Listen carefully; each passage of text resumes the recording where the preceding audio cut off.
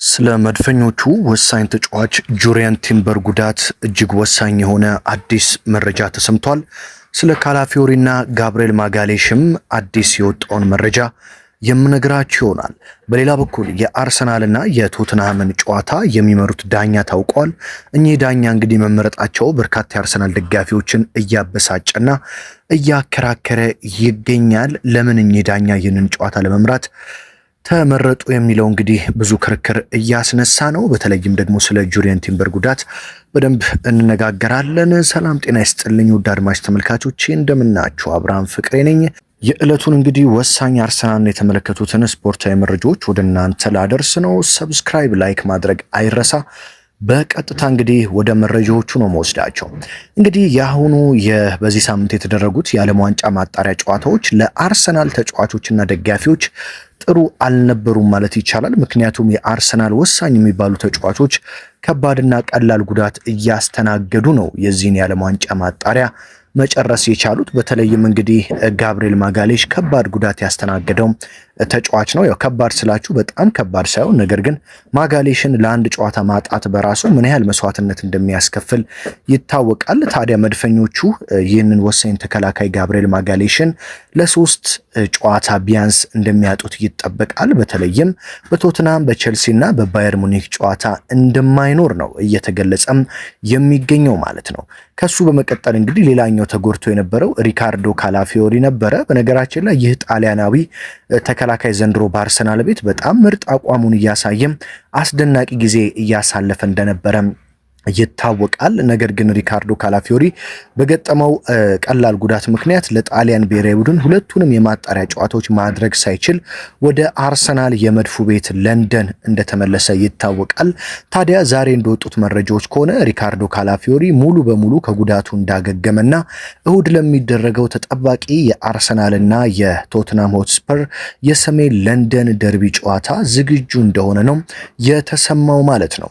በነገራችን ላይ የሪካርዶ ካላፊዮሪ ለውዱ ጨዋታ ዝግጁ መሆን ለአርሰናል ደጋፊዎች እፎይታን የሰጠ ነው። ምክንያቱም ማጋሌሽም ተጎድቶ ካላፊዮሪም ባይኖር ብዙ የአርሰናል ደጋፊዎችን ያስጨንቅ ነበረ። ነገር ግን ሪካርዶ ካላፊዮሪ ከጉዳቱ እንዳገገምና ዝግጁ እንደሆነም ተረጋግጧል ማለት ነው። እስኪ አሰልጣኝ ሚኬል አርቴታ ደግሞ በማጋሌሽ በኩል ማንን ይጠቀማሉ የሚለውን ከማየታችን በፊት ትላንትና ምሽት ትንሽዬ ጉዳት አስተናግዶ ተቀይሮ ስለወጣው ስለ ጁሪየን ቲምበር እናውራ። ጁሪየን ቲምበር እንግዲህ ለኔዘርላንድ ብሔራዊ ቡድን ትላንትና ኔዘርላንድ 4-0 ባሸነፈችበትና ወደ ዓለም ዋንጫ ቀጥታ መቀላቀሏን ባረጋገጠችበት ጨዋታ ቀለል ያለ ጉዳት አስተናግዶ በ64ኛው ደቂቃ ከሜዳ ተቀይሮ ለመውጣት እንደተገደደም የሚታወስ ነው። በነገራችን ላይ ጁሪየን ቲምበር ዘንድሮ በአርሰናል ቤት በጣም ምርጥ ጊዜን እያሳለፉ ከሚገኙና በየጨዋታው ምንም አቋሙ ሳይዋዥቅ ሳይወርድ በከፍታ በጣም ጥሩ ሬቲንጎችን ጭምር እያገኘ ለአርሰናል የተከላካይ ስፍራ ፍጹም የበላይነት እንዲያገኝ በማድረግ ትልቅ አስተዋጽኦን የሚያደርግ ተከላካይ ነው።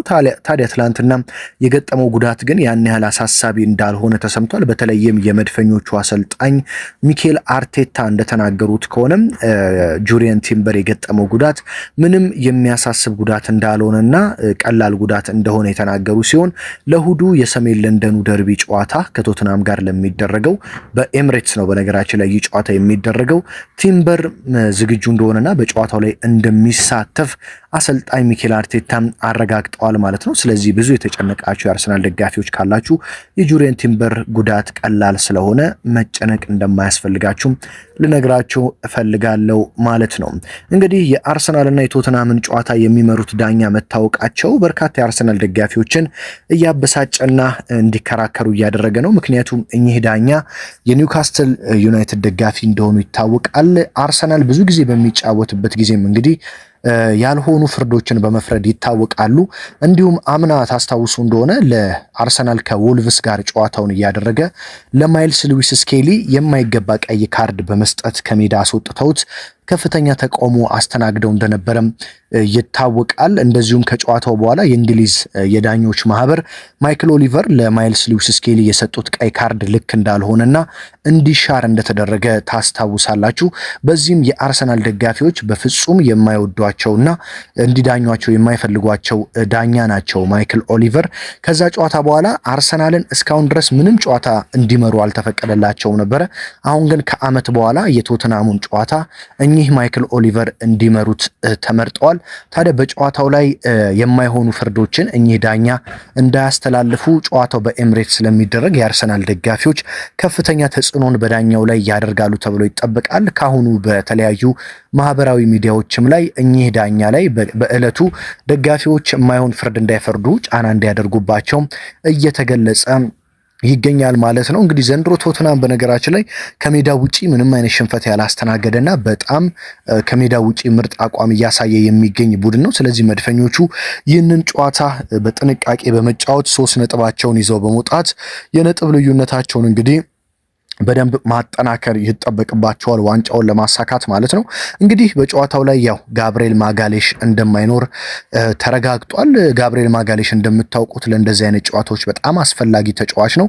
አሰልጣኝ ሚኬል አርቴታ ግን እንግዲህ ጋብሪኤል ማጋሌሽን ማጣታቸውን ተከትሎ ወይም ፔሮ ሂንካፔን አሊያም ክርስቲያን ሞስኬራን ይጠቀማሉ ተብሎ ነው የሚጠበቀው። በአንጻሩ ግን በርካቶች የሚስማሙበት ከማስኬራ ይልቅ ፔሮ ሂንካፔ ለእሁዱ ጨዋታ አርቴታ ይጠቀሙታል የሚለውን ነው። ምክንያቱም ፔሮ ሂንካፔ የጋብሪኤል ማጋሌሽ አይነት ባህሪ ስላለውና በፊዚካልም እንደዚሁም ደግሞ በአግሬሲቭነቱ ከማጋሌሽ ጋር ተመሳሳይ ስለሆነ ፔሮ ሂንካፔ የእሁዱ ጨዋታ ላይ ለአርሰናል ግልጋሎት ይሰጣል የሚሉ መላምቶች እየመጡ ይገኛሉ። በነገራችን ላይ አርቴታ መጠቀም ከፈለጉ ሪካርዶ ካላፊዮሪንም በማጋሌሽ በኩል መጠቀም ይቻላል። ሪካርዶ ካላፊዮሪ በነገራችን ላይ በጣሊያን ብሔራዊ ቡድን እንደዚሁም በፊት በነበረበት በጣሊያን ሴሪአ በቦሎኛ እያለ አርሰናል ከመምጣቱ በፊት አሁን ማጋሌሽ በሚጫወትበት የመሃል ተከላካይ ስፍራ እንደሚጫወት ይታወቃል። ወደ ግራ በሚያዘነብለው የመሃል ተከላካይ ስፍራ ማለት ነው። ስለዚህ አርቴታም ይህንን ግለሰብ እንግዲህ ሊጠቀሙት ይችላሉ። ማንን ይጠቀማሉ የሚለው እንግዲህ በጣም በጉጉት የሚጠበቅ ሲሆን እሁድ ዕለት ምሽት የሚደረገው የሰሜን ለንደን ደርቢ ጨዋታ እንግዲህ በጉጉት የሚጠበቅ ይሆናል ማለት ነው። እንግዲህ የዕለቱ ወሳኝ ስፖርታዊ ጥንክሮች እነዚህ ናቸው። በተለይ መድፈኞቹን የተመለከቱ የጉዳት መረጃዎችና ስለ ማይክል ኦሊቨር ዳኛው ወሳኝ መረጃዎችን ወደ እናንተ አደረስኩኝ። በዚህኛውም በዋናኛውም ቻናሊ በሁለቱም እንግዲህ ወደ እናንተ በየዕለቱ ወሳኝ ስፖርታዊ መረጃዎች መድረሳቸውን ይቀጥላሉ። እንግዲህ ወደ እናንተ መድረሳቸውን ይቀጥላሉ። እናንተም ሰብስክራይብ በማድረግ ቤተሰብ በመሆን መቀላቀላችሁን አትርሱ።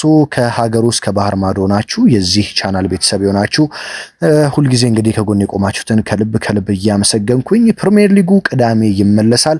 በየዕለቱ ወሳኝ ስፖርታዊ ጥንክሮችን ታዲያ ወደ እናንተ ማድረሴን እቀጥላለሁ ማለት ነው። በሌላ ወሳኝ ጥንክር በሌላ ወሳኝ ስፖርታዊ መረጃ ደግሞ እስከምንገናኝ ድረስ በያላችሁበት ሰላም ተመኘሁላችሁ።